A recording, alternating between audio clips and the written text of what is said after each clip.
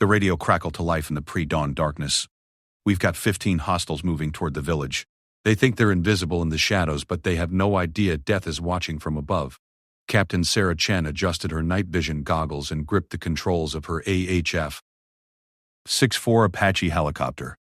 Below, insurgents moved like ghosts through the Afghan mountains, completely unaware that one of the deadliest pilots in the U.S. Army was tracking their every step. They had underestimated their enemy in the worst possible way. They thought they were hunting defenseless civilians, but instead they had walked into the crosshairs of a woman who had spent years perfecting the art of precision warfare from the sky. In the next 23 minutes, 15 targets would be eliminated with surgical precision, and the enemy would never know what hit them. This is the true story of how Captain Sarah Chen became a legend in the mountains of Afghanistan, and why her fellow pilots still talk about that night as the most flawless combat operation they had ever witnessed. Sarah Chen never planned to become one of the most feared pilots in the United States Army. Growing up in a small farming town in Iowa, she spent her childhood helping her father repair tractors and combines, her small hands learning to navigate the complex machinery that kept their family farm running. Her mother, a high school math teacher, would often find Sarah in the barn after dark, flashlight in hand, studying the engine manuals with the same intensity other kids reserve for comic books. The first time Sarah saw an Apache helicopter was at a county air show when she was 12 years old.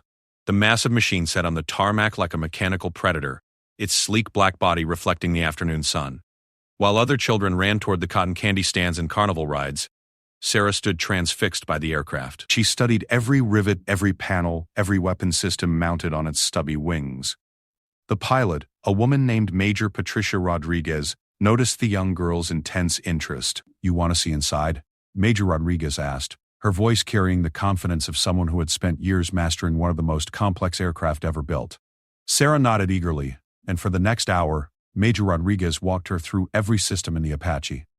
She explained how the Hellfire missiles worked, how the 30mm chain gun could fire 625 rounds per minute, and how the pilot and gunner worked together to engage multiple targets simultaneously. But what impressed Sarah most was learning that women could fly these machines in combat. "My dad says girls can't be soldiers," Sarah said, her voice barely above a whisper.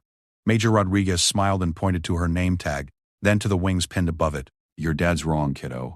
Some of the best pilots I know are women. We just have to work twice as hard to prove it." That conversation changed the trajectory of Sarah's life. She started reading everything she could find about military aviation, studying physics and mathematics with a passion that amazed her teachers.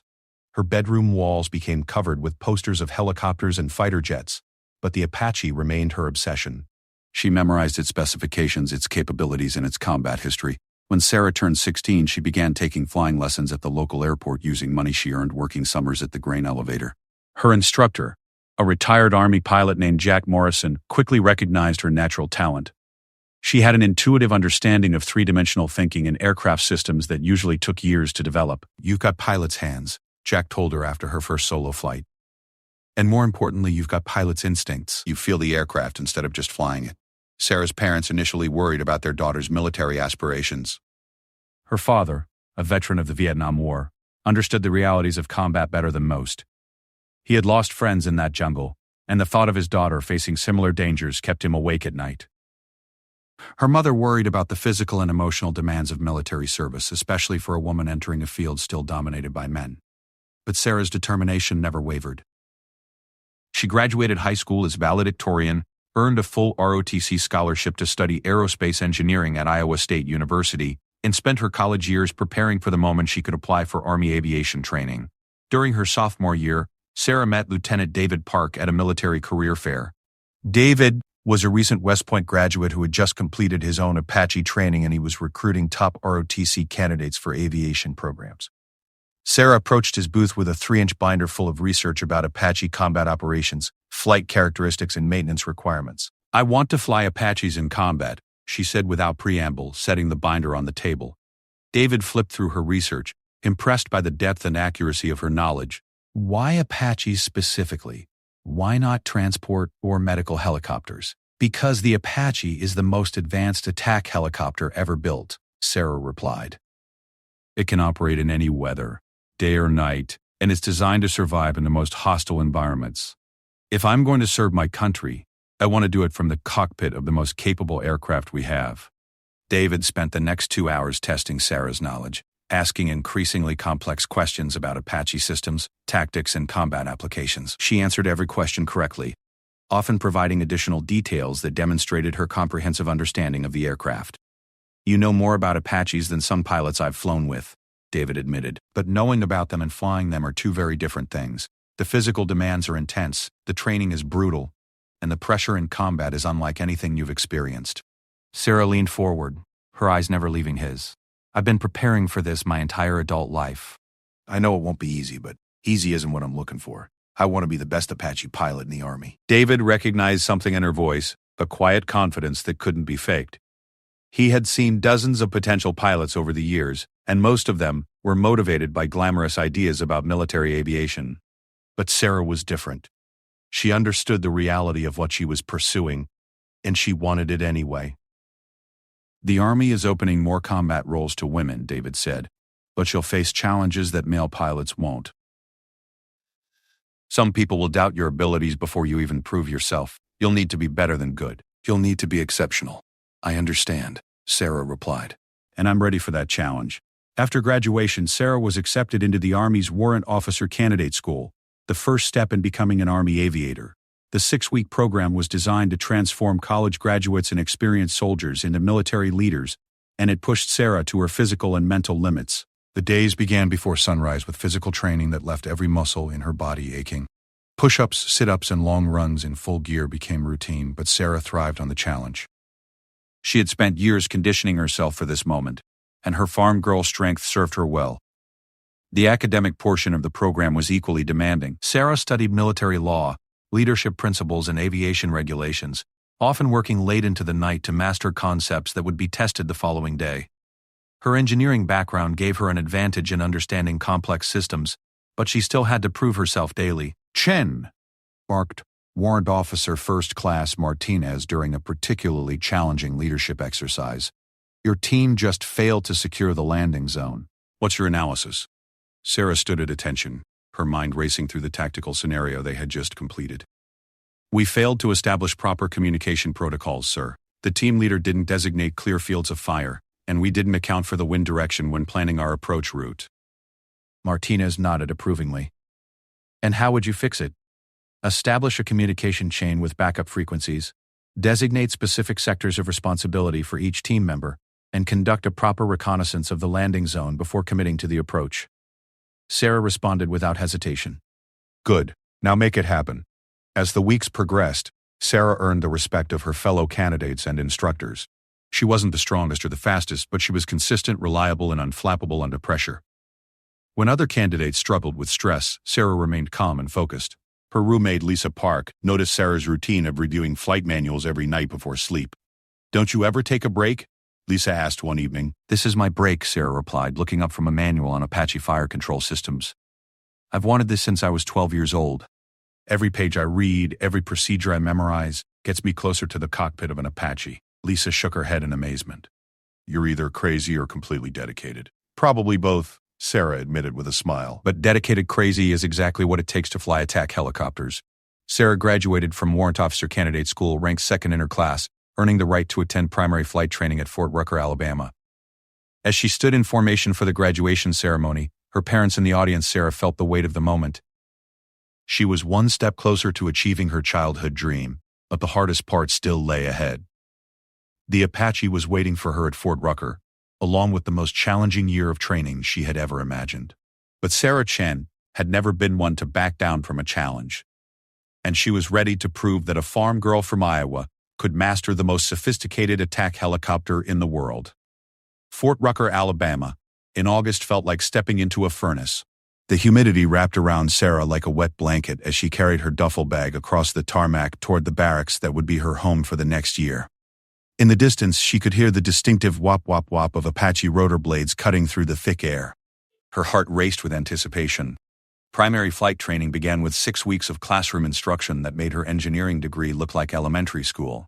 Sarah sat in lecture halls with 37 other warrant officer candidates, absorbing information about aerodynamics, weather patterns, navigation systems, and federal aviation regulations.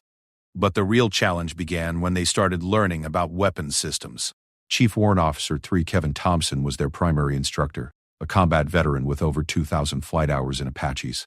His first words to the class set the tone for everything that would follow. Ladies and gentlemen, you are not here to learn how to fly helicopters. Any pilot can fly a helicopter. You are here to learn how to kill efficiently, accurately, and without hesitation. The Apache exists for one purpose: to destroy enemy targets and protect American lives. If that makes you uncomfortable, there's the door. Nobody moved. Thompson walked to the front of the classroom and activated a large screen showing detailed schematics of the Apache's weapon systems. The HH-64D Apache longbow is equipped with a 30mm M230 chain gun capable of firing 625 rounds per minute. It carries 16 Hellfire missiles, 76 2.75-inch rockets, and 1,200 rounds of 30mm ammunition. In the right hands, this aircraft can eliminate an entire enemy platoon in under 5 minutes. Sarah furiously took notes, her hand cramping from the speed of her writing. Every specification, every procedure, every tactical consideration was crucial information that could mean the difference between success and failure in combat. The weapons training was unlike anything she had ever experienced. Sarah learned to calculate firing solutions for moving targets, to adjust for wind and temperature variations, and to coordinate multiple weapon systems simultaneously. The mathematical precision required was staggering. "Chen," Thompson called out during a particularly complex training exercise. You have 3 enemy vehicles moving south at 45 kilometers per hour, range 3,200 meters, wind from the northeast at 15 knots. What's your engagement sequence? Sarah's mind raced through the calculations. Engage the lead vehicle first with Hellfire to stop the convoy, then work from front to back with 30mm to prevent escape routes. "Sir." "Wrong," Thompson said flatly. "You just killed a school bus full of children. Those weren't enemy vehicles, they were civilian refugees fleeing the combat zone. This is why positive identification is the first step in any engagement. Weapons are worthless if you don't know what you're shooting at." The lesson hit Sarah hard. She had been so focused on the technical aspects of the engagement that she had forgotten the human element. In combat, split-second decisions would have life or death consequences, not just for enemies, but for innocent people caught in the wrong place at the wrong time. Thompson noticed her reaction. "Good. You look sick. That means you understand the weight of what you're learning. The day you stop feeling that weight is the day you need to find a different job." Sarah's first time in an actual Apache cockpit was overwhelming. The front seat where the gunner sat was surrounded by displays, controls, and switches that controlled the most sophisticated weapon system she had ever seen. The integrated helmet and display sighting system, or IHAD-SS, projected critical information directly onto a monocle over her right eye, allowing her to see targeting data while maintaining visual contact with the outside world. Her instructor pilot, Chief Warrant Officer 4 Maria Santos, had flown combat missions in Iraq and Afghanistan. Santos was patient but demanding, pushing Sarah to master each system before moving to the next. "The Apache is not forgiving," Santos explained as Sarah familiarized herself with the controls. "Every switch, every button, every procedure must be perfect. In combat, there's no time to think about where the weapon selector is or how to change targeting modes. It all has to be muscle memory." Sarah's hands moved across the controls, calling out each switch and button as she activated different systems. The Target Acquisition and Designation Site, or TADS, responded to her helmet movements, slewing the camera and laser rangefinder to track her line of sight. The sensation of controlling such powerful technology was intoxicating. "Now acquire that target," Santos instructed, pointing to a small building 2,000 meters away. Sarah moved her head to center the crosshairs on the building, then triggered the laser rangefinder. Instantly, the display showed precise distance and coordinates. "Target acquired, range 2047 meters, coordinates locked." "Good. Now imagine there are enemy soldiers in that building, and they're firing on American troops. You have Hellfire missile selected, all safety systems are off, and your finger is on the trigger. What are you thinking about?" Sarah considered the question carefully. "I'm thinking about positive identification. Are those actually enemy soldiers, or could they be civilians? Are there friendly forces in the area who could be affected by the explosion? Is this the most appropriate weapon for the target?" Santos nodded approvingly. "Those are exactly the right questions. The technology makes killing easy. The hard part is making sure you're killing the right people." As the months progressed, Sarah's skills improved dramatically. She learned to fly the Apache in all weather conditions, day and night, using night vision goggles that turned the world into green-tinged shadows. She mastered formation flying, terrain following, and nap-of-the-earth flight techniques that kept the aircraft below enemy radar coverage. The physical demands were brutal.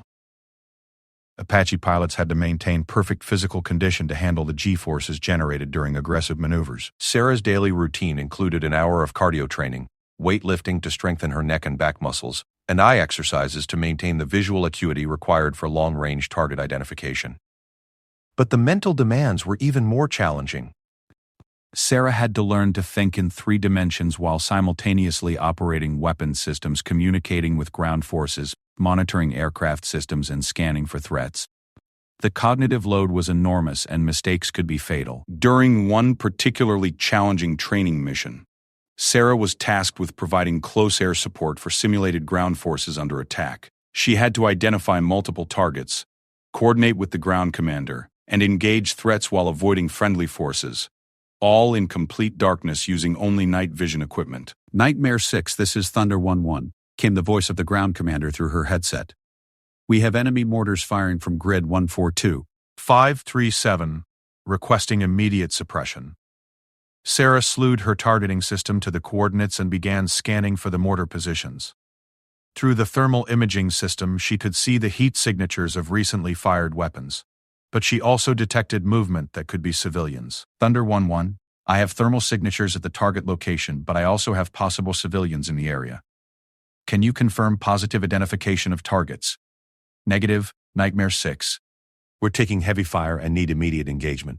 Sarah's training kicked in. Despite the pressure from the ground commander, she knew that positive identification was paramount. She spent precious seconds confirming that the heat signatures matched the profile of enemy weapons before engaging with precise 30 cannon fire. Excellent judgment, Santos said after the mission.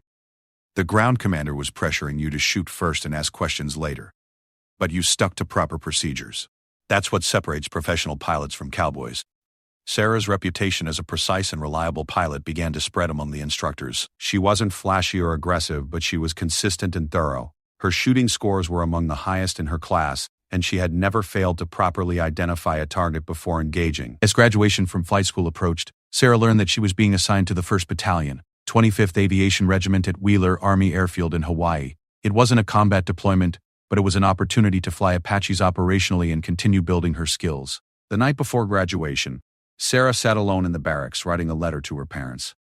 She tried to explain how the past year had changed her, how she had learned to balance the awesome destructive power of the Apache with the moral responsibility that came with it. I know you worry about me, she wrote. I know you wonder if I'll be safe, if I'll come home the same person you raised. The truth is, I'm not the same person. I'm stronger, more confident, and I have a deeper understanding of what it means to serve my country. But I'm still your daughter, and I still carry the values you taught me. Sarah sealed the letter and prepared for sleep, but her mind kept racing. Tomorrow she would graduate as a fully qualified Apache pilot, but she knew that her real education was just beginning. Somewhere in the world, American soldiers were fighting and dying, and soon she might be called upon to use her skills to protect them. The thought both terrified and excited her. She had spent years dreaming of this moment, but now that it was here, the reality of what lay ahead was sobering. She would be responsible for operating one of the most powerful weapons systems ever created, and people's lives would depend on her judgment and skill. As she finally drifted off to sleep, Sarah's dreams were filled with the sound of Apache rotor blades and the green glow of night vision goggles. She was ready for whatever came next, but she had no idea that within 2 years she would be flying combat missions over Afghanistan, where her training would be put to the ultimate test. The mountains of Afghanistan looked like the surface of an alien planet from 8,000 feet above sea level. Jagged peaks stretched endlessly in every direction, their brown and gray surfaces scarred by centuries of wind and weather. Sarah pressed her face against the small window of the C-130 transport aircraft as it descended toward Bagram Airfield, her new home for the next 12 months. It was March 2019, and Sarah was deploying with the 1st Battalion, 25th Aviation Regiment as part of Operation Enduring Freedom. After 18 months flying training missions in Hawaii, she was finally getting her chance to prove herself in combat. The anticipation was overwhelming. Bagram was unlike anything Sarah had experienced. The sprawling base housed over 30,000 military personnel from dozens of countries, and the constant noise was deafening. Transport aircraft landed and took off around the clock. Helicopters of every type buzzed overhead, and the distant rumble of artillery fire provided a constant reminder that this was a war zone. Sarah's new unit commander was Lieutenant Colonel James Mitchell, a 20-year veteran with 4 combat deployments under his belt. Mitchell had a reputation as a demanding but fair leader who pushed his pilots to excel while keeping them alive. His first meeting with Sarah set the tone for her deployment. "Warrant Officer Chen," Mitchell said, reviewing her personnel file. "Outstanding training scores, top of your class at flight school, and your instructor pilots speak very highly of your judgment and precision. That's all good news. The bad news is that none of that matters until you prove yourself in actual combat." Sarah stood at attention in Mitchell's office, trying to project confidence while battling the nervousness in her stomach. "Yes, sir, I understand. Do you?" Mitchell asked, looking up from her file. "Because combat is nothing like training. The targets shoot back. The weather doesn't cooperate. Equipment fails at the worst possible moments. And good people die when mistakes are made. Are you ready for that reality?" "I believe so, sir," Sarah replied honestly. "I know I won't really know until I'm tested, but I've prepared as thoroughly as I can." Mitchell nodded approvingly. "Good answer." False bravado gets people killed. Honest self-assessment keeps them alive. He stood and walked to a map of Afghanistan on his office wall. "Your first few missions will be with experienced pilots. You'll fly as gunner while you learn our area of operations, our tactics, and our rules of engagement. After that, if you prove yourself, you'll get your own bird." Sarah's first combat mission came 3 days after arriving at Bagram. She was paired with Chief Warrant Officer Fort David Ramos, a veteran pilot with over 200 combat hours in Afghanistan. Ramos was known for his calm demeanor under pressure and his ability to train new pilots without getting them killed. Rule number 1. Ramos explained as they conducted their pre-flight inspection. "Trust nothing and verify everything. That maintenance report says all systems are operational? Check them yourself. Weather forecast says clear skies? Look at the actual sky. Intelligence briefing says no enemy activity? Shh. Assume there are bad guys behind every rock." Sarah methodically worked through the Apache's systems, checking hydraulic levels, testing communications equipment, and verifying that all weapons were properly loaded and functioning. The ritual was calming, giving her something concrete to focus on while her mind processed the reality that she was about to fly into actual combat. Their mission was to provide escort for a convoy traveling from Bagram to a forward operating base near Gardez. It sounded routine, but Ramos warned her that routine missions in Afghanistan had a way of becoming very complicated very quickly. "The convoy route passes through 3 known ambush sites," Ramos explained as they lifted off into the clear morning air. "We'll fly overwatch, staying high enough to avoid small arms fire but close enough to respond quickly if they hit contact." Sarah's first view of Afghanistan from the Apache's front seat was breathtaking and terrifying. The landscape stretched endlessly in all directions, a maze of mountains, valleys, and ancient trade routes where armies had fought for thousands of years. Through the thermal imaging system, she could see the heat signatures of the convoy vehicles far below, tiny dots crawling along a ribbon of road that seemed impossibly vulnerable. "Movement, 2 o'clock, 1,500 meters," Sarah reported, spotting a group of figures moving along a ridgeline parallel to the convoy route. Ramos slewed the aircraft's sensors toward the contact. "Good eye. That's what we call a potential fighting position. Could be Shepherds, could be Taliban with RPGs. What's your assessment?" Sarah studied the thermal images carefully. The figures were moving in a disciplined formation, spacing themselves at regular intervals along the ridge. "They're moving tactically, not like civilians, and they're positioned to observe the convoy route." "Agreed. We'll keep eyes on them and see what they do when the convoy gets closer." For the next 20 minutes, Sarah tracked the potential threats while monitoring radio communications from the convoy. The tension was exhausting. Every shadow could hide an enemy fighter, every rock pile could conceal an improvised explosive device, every building could house a sniper. Then the radio crackled with the words every pilot dreaded. "Contact. Contact. We're taking fire from the ridgeline." Sarah's heart hammered as she watched muzzle flashes appear on the thermal display. The figures she had been tracking were firing down at the convoy with automatic weapons and rocket-propelled grenades. One of the convoy vehicles was already burning. "Thunder 6, this is Nightmare 2-7, Ramos transmitted calmly. "We have visual on your attackers. Stand by for immediate suppression." Sarah's training took over. She designated targets using the laser rangefinder, feeding firing solutions to the Apache's computer systems. Multiple targets, range 1,470 meters. No friendlies in the engagement area.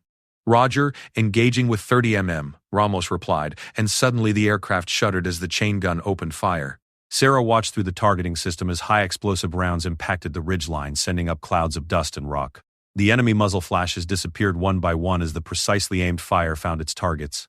Nightmare 2-7, that's good suppression, came the voice of the convoy commander. Enemy fire has ceased. We're moving through the kill zone now. The entire engagement had lasted less than 3 minutes, but for Sarah, it felt like hours. Her hands were shaking as adrenaline coursed through her system, and she was surprised by how clinical and detached the whole experience had been. She had just participated in killing enemy fighters, but through the thermal imaging system it had seemed more like a video game than real combat. "How do you feel?" Ramos asked as they continued escorting the convoy toward its destination. Strange, Sarah admitted. I expected it to be more emotional. "But it just felt like training, except the stakes were real." That's normal, Ramos assured her. The distance and technology make it feel abstract.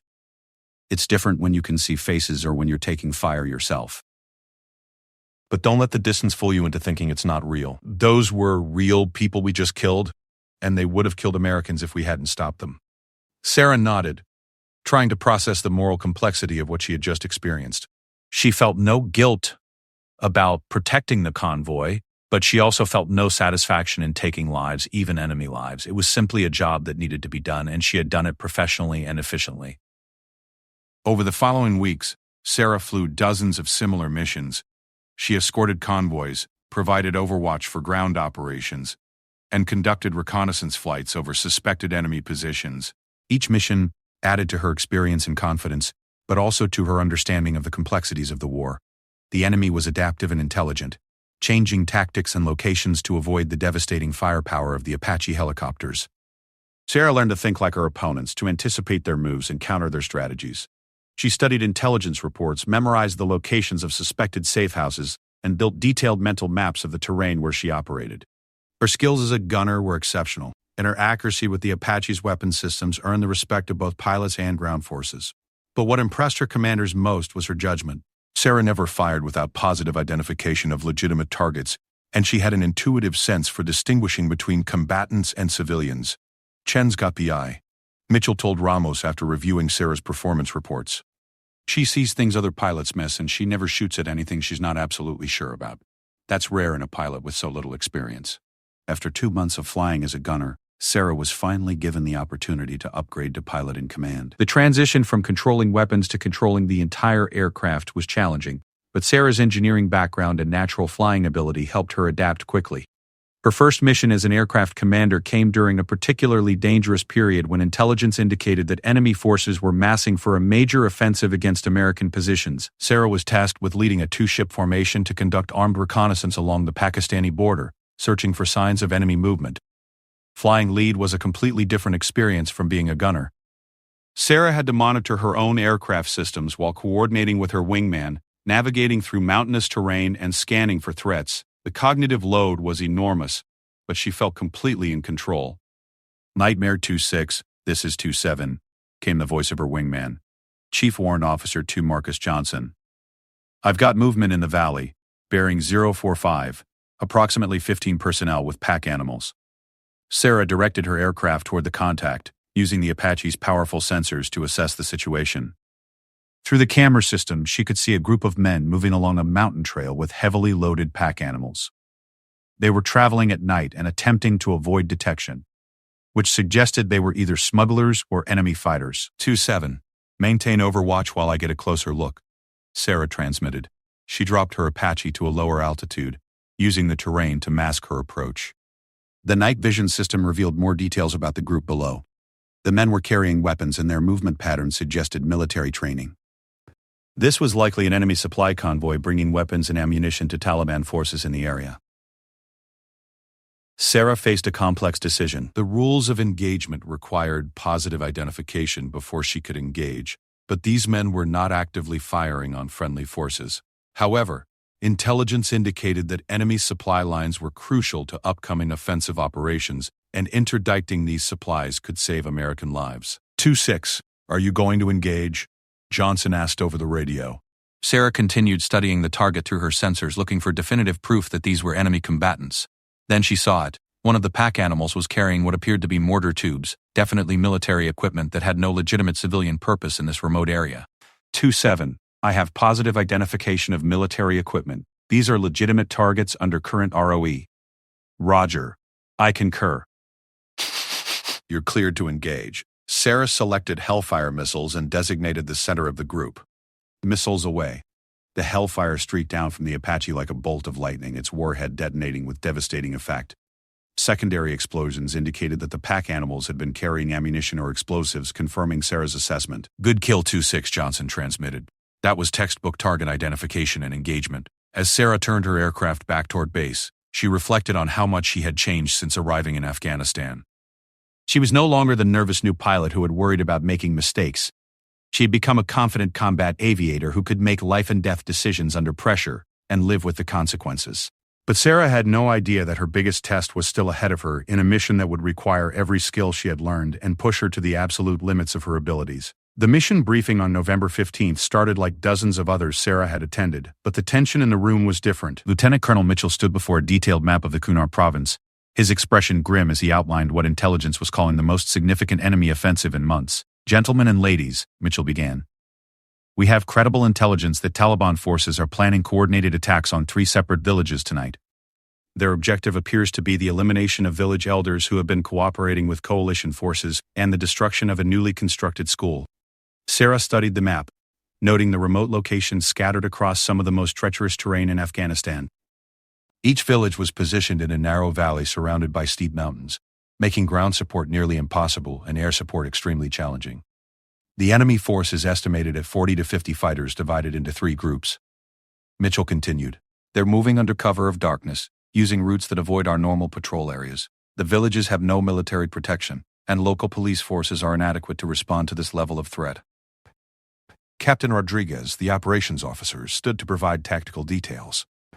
Weather forecast shows low cloud cover with possible snow showers. Visibility will be limited, and we'll be operating primarily on thermal imaging and night vision systems. The terrain funnels all approach routes through narrow valleys where aircraft will be vulnerable to shoulder-fired missiles. Sarah felt her pulse quicken. This was exactly the kind of mission she had trained for, but also the most dangerous scenario an Apache pilot could face. Flying at night in mountainous terrain against an alert enemy force was a recipe for disaster if anything went wrong. Nightmare 2-6, Mitchell said, looking directly at Sarah. You'll be flying solo tonight. Your bird is the only Apache available due to maintenance issues with our other aircraft. You'll have ground control radar support, but no wingman. Can you handle that? Sarah didn't hesitate. Yes, sir. What about backup support? Nearest friendly forces are 90 minutes away by ground, 60 minutes by air. You'll be on your own until reinforcements arrive. Your mission is to identify and eliminate the threats before they can attack the villages. The weight of the mission settled on Sarah's shoulders. Potentially 150 innocent villagers were depending on her ability to find and stop 3 separate enemy groups in some of the most difficult flying conditions imaginable. There would be no room for error. Sarah spent the next 2 hours studying satellite imagery, memorizing terrain features, and planning approach routes that would maximize her tactical advantage. She identified several positions where enemy forces might establish overwatch positions and planned contingencies for various scenarios. Her gunner for the mission was Staff Sergeant Tony Martinez, a veteran of multiple deployments with an exceptional eye for target identification. Martinez was one of the few gunners who could match Sarah's precision, and his calm demeanor under pressure made him the ideal partner for such a challenging mission. Ma'am, Martinez said as they conducted their pre-flight inspection, I've reviewed the intelligence package and something doesn't add up. The enemy groups are too small to take on entire villages, even lightly defended ones. This feels like either a diversion or a trap. Sarah paused in her systems check. Martinez's combat instincts were legendary, and he had a talent for detecting deception that had saved lives on previous missions. What's your theory? I think they're trying to draw our air assets into the mountains where they can engage us with surface-to-air missiles.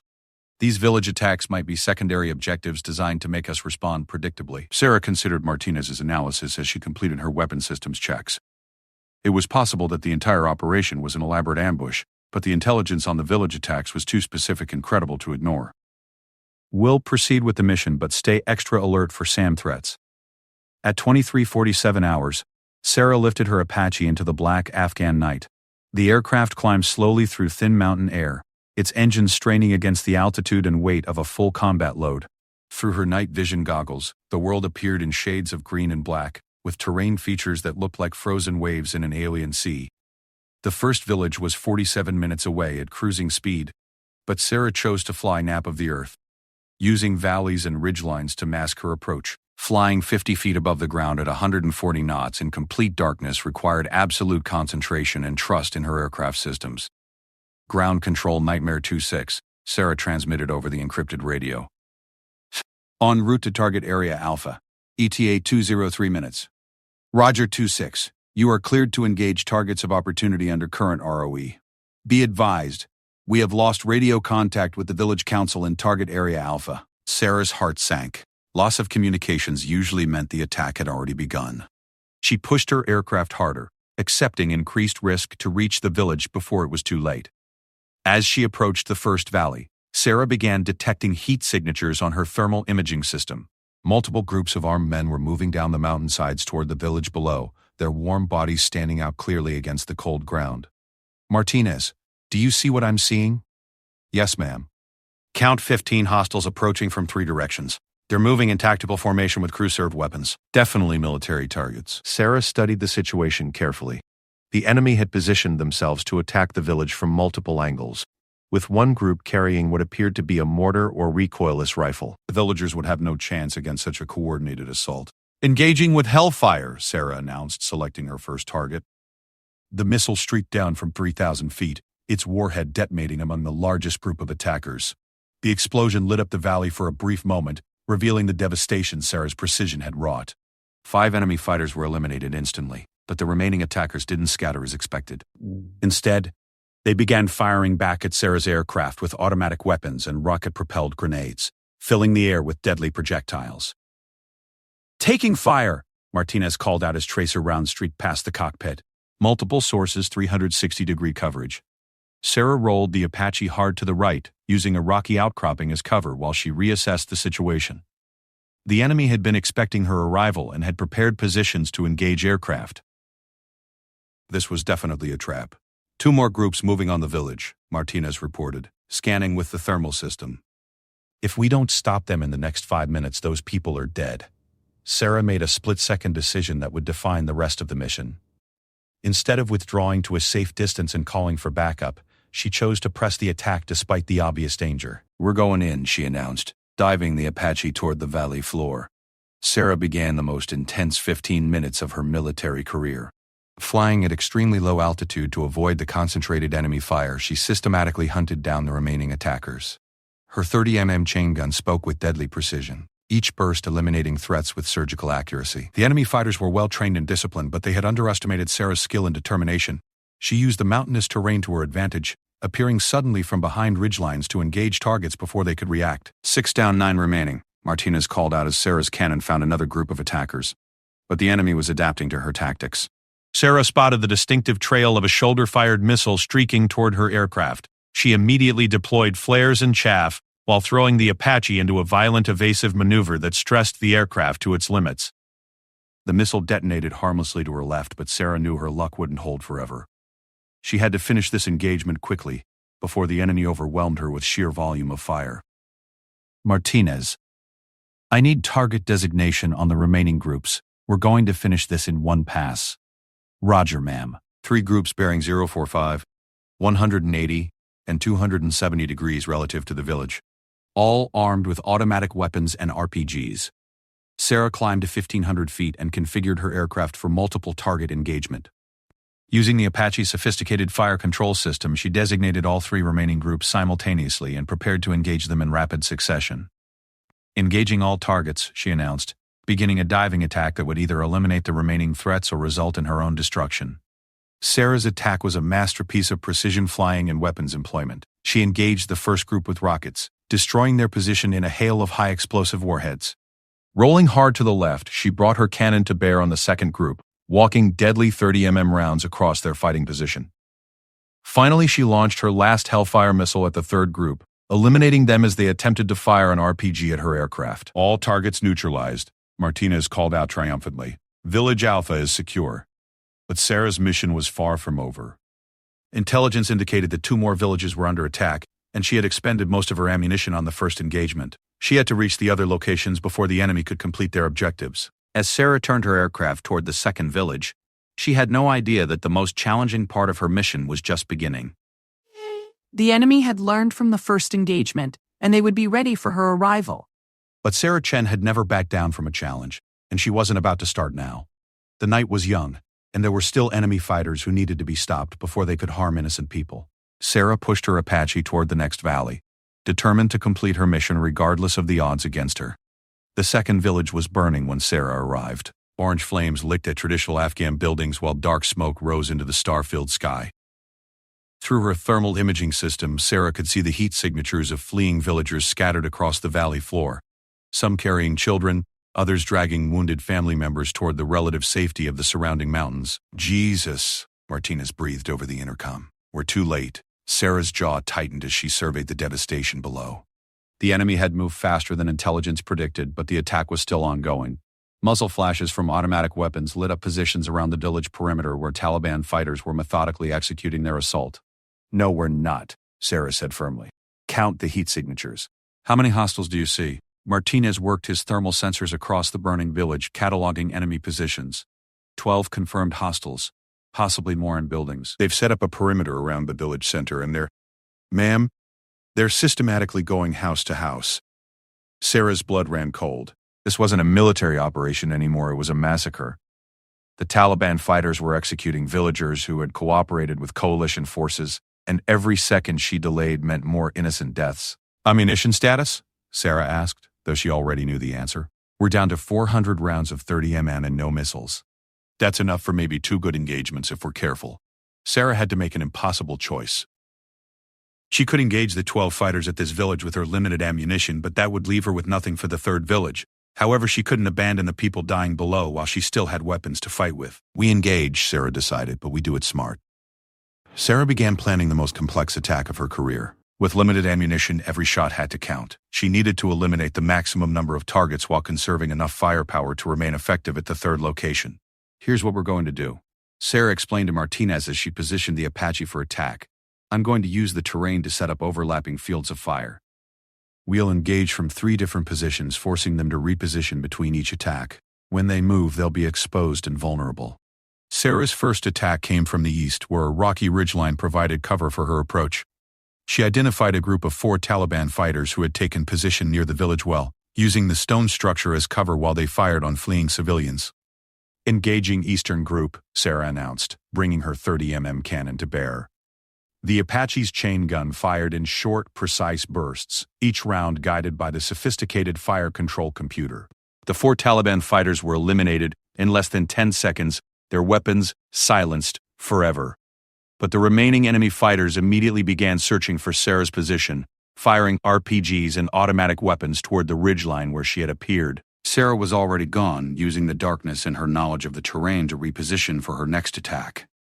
8 hostiles remaining, Martinez reported. They're trying to form a defensive perimeter around the mosque. Sarah's second attack came from the north, where she used a steep valley to approach undetected. This time she targeted a group of 3 fighters who were attempting to set up a machine gun position that would dominate the entire village. Her cannon spoke again, and 3 more Taliban fighters ceased to exist. But Sarah's ammunition counter showed only 250 rounds remaining, and there were still 5 enemy fighters active in the village. Ma'am, we need to conserve ammunition for the third village, Martinez warned. If we use everything here, we'll have nothing left for the final target. Sarah struggled with the tactical equation. 5 Taliban fighters could still kill dozens of villagers, but 15 more fighters at the third village could kill even more people. The mathematics of combat were brutal and unforgiving. Then, Sarah saw something that changed everything. Through her thermal imaging system, she spotted a group of villagers. About 20 people, including several children, trapped in a building that was slowly catching fire. The Taliban fighters were positioned to prevent their escape, apparently planning to let them burn alive. Change of plans, Sarah said grimly. We finished this here. Sarah's third attack was a masterpiece of precision flying and weapons employment.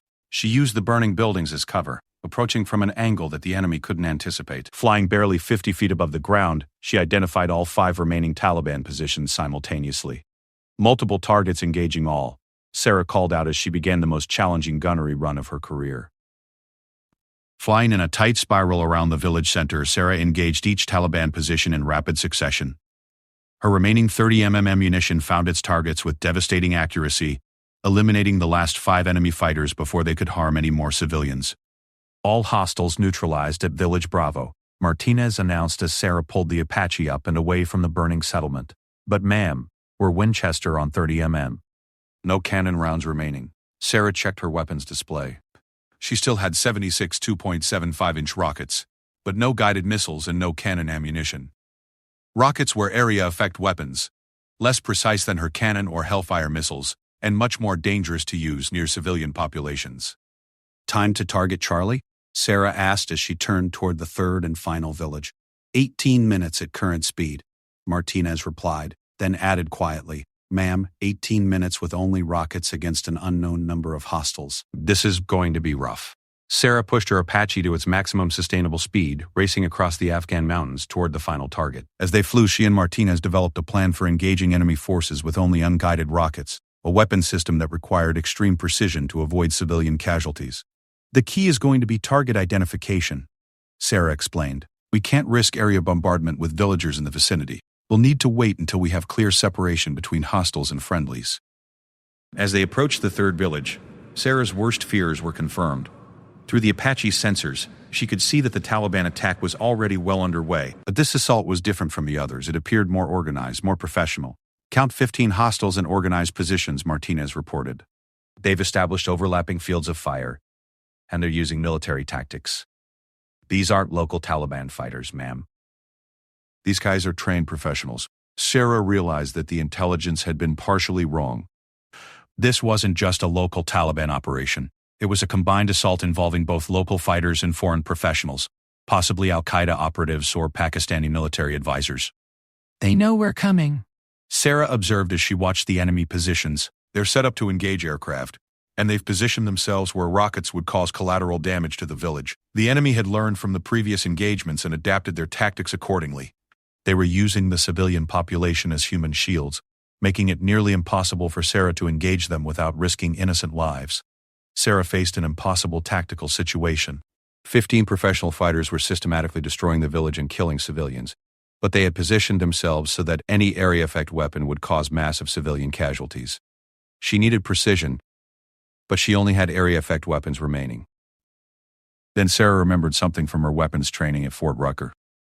The 2.75-inch rockets could be fired individually with manual guidance if the pilot was skilled enough and close enough to the target. It was extremely dangerous and required flying within range of enemy weapons, but it was the only way to achieve the precision necessary to protect civilians. Martinez, I'm going in close, Sarah announced. "I'm going to fire rockets individually, manually guided, from minimum range. Ma'am, that's going to put us well within small arms range. If they concentrate their fire, then we'll have to be too fast and too unpredictable for them to hit," Sarah interrupted. "It's the only way to save those people." Sarah began the most dangerous 15 minutes of her military career. Flying her Apache at extremely low altitude and high speed, she systematically hunted the 15 Taliban fighters through the narrow streets of the village. Each engagement required her to get close enough to ensure precision while avoiding the concentrated fire of professional soldiers. Her first pass eliminated 3 fighters who had positioned themselves near the village school. Flying barely 30 feet above the ground at 120 knots, Sarah fired single rockets with surgical precision, each warhead detonating exactly where she intended. The enemy response was immediate and devastating. Automatic weapons fire filled the air around her aircraft, and Sarah had to use every evasive maneuver she knew to avoid being shot down. RPGs streaked past her cockpit close enough that she could feel the heat of their exhaust. Taking heavy fire from multiple positions, Martinez called out as bullets struck the Apache's armored cockpit. "Aircraft systems nominal, but we can't take much more of this." Sarah ignored the enemy fire and continued her attack. Her second pass eliminated 4 more fighters who had been advancing on a group of trapped villagers. Her third pass destroyed a mortar position that had been preparing to shell the entire village. But the enemy was learning from each engagement, adapting their tactics and concentrating their fire more effectively. Sarah's Apache was taking damage, and she could see warning lights beginning to appear on her instrument panel. 8 hostiles remaining, Martinez reported. "But ma'am, we've got hydraulic pressure dropping and engine temperature rising. We need to end this soon." Sarah surveyed the tactical situation one final time. 8 professional fighters remained, but they had made a critical error. In their attempt to avoid her previous attacks, they had concentrated themselves in the village square, creating a single target that could be engaged with multiple rockets simultaneously. "All remaining hostiles in the village square," Sarah announced. "I'm going to finish this with one final attack." Sarah climbed her damaged Apache to 800 feet and configured for her final rocket attack. She would fire her remaining 18 rockets in a single devastating barrage that would eliminate all enemy fighters while avoiding the surrounding buildings where civilians were sheltering. "This is it," Sarah told Martinez. "Everything we've got right on target." Sarah dove her Apache toward the village square, ignoring the enemy fire that filled the air around her aircraft. At the perfect moment, she fired all 18 remaining rockets in a precisely timed sequence that created an overlapping pattern of destruction in the square. The results were catastrophic for the enemy. All 8 remaining Taliban fighters were eliminated instantly, their weapons silenced forever. Sarah had completed her mission, 43 enemy fighters eliminated, 3 villages saved, and countless civilian lives protected. As Sarah turned her damaged Apache toward home, Martinez performed a damage assessment. "We've lost secondary hydraulics and we're running hot on the number 2 engine, but we can make it back to base." "Village assessment?" Sarah asked. "All 3 villages secure, enemy forces eliminated." "Ma'am, you just completed the most successful single aircraft combat mission in the history of this deployment." Sarah felt a mixture of exhaustion, relief, and quiet satisfaction as she flew through the Afghan dawn. She had proven herself in the most challenging circumstances possible, demonstrating skills and judgment that would make her a legend among Army aviators. But more importantly, she had saved the lives of innocent people who had no way to protect themselves. The burning buildings behind her contained families who would live to see another day because she had been there when they needed her most. When Sarah landed at Bagram Airfield 3 hours later, Lieutenant Colonel Mitchell was waiting on the tarmac. Word of her mission had already spread throughout the base, and she was greeted by a crowd of soldiers, pilots, and ground crew who had heard about her extraordinary achievement. 43 confirmed enemy KIA, 3 villages secured, 0 civilian casualties, and 0 friendly casualties, Mitchell announced to the gathered crowd. "Ladies and gentlemen, this is what we call a perfect mission." Sarah climbed down from her damaged Apache, her flight suit soaked with sweat and her hands still trembling from adrenaline. She had accomplished something that would be talked about for years to come, but all she could think about was getting some sleep and calling her parents. That night, as Sarah finally drifted off to sleep in her small quarters at Bagram, she thought about the farm girl from Iowa who had once stared at an Apache helicopter at a county air show. That girl had dreamed of flying the most advanced attack helicopter in the world, but she never could have imagined that she would become one of the most skilled and respected combat pilots in military history. Sarah Chen had earned her place among the legends of military aviation, and her story would inspire future generations of pilots who would follow in her contrails.